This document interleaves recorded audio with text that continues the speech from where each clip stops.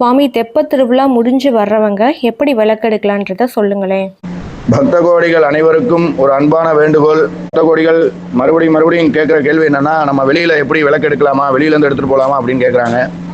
தயவு செஞ்சு நம்ம தாத்பரியத்தை தெரிஞ்சுக்கணும். இந்த விளக்கு எடுத்துட்டு போறதோட தாத்பரியமே, இந்த விளக்கு ஸ்வரூபமா அந்த பெருமாளும், இந்த காயின் ஸ்வரூபமா ஸ்ரீதேவியும், திரி ஸ்வரூபமா பூமாதேவியும், ஸ்ரீதேவி பூமாதேவி சமேதரா அந்த சௌமியநாராயண பெருமாள் உங்க வீட்டுக்கு உங்க காரியத்தை ஜெயம் பண்ணி கொடுக்க வரதா ஐதீகம்.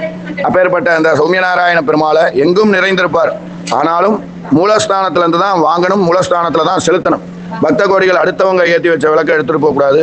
அந்த 9ஆம் திருவிழா, 10ஆம் திருவிழா, 11ஆம் திருவிழால சுயம்பு உற்சவமூர்த்தியானவர் தெப்ப மண்டபத்துக்கு எழுந்துறதுனால 33 கோடி தேவர்களும் வந்து அங்கே காட்சியளிக்கிறதுனால அன்னைக்கு எடுத்துட்டு போறாங்க. அன்னைக்கு எல்லா காரியமும் எல்லாருக்கும் ஜெயமாகிறது.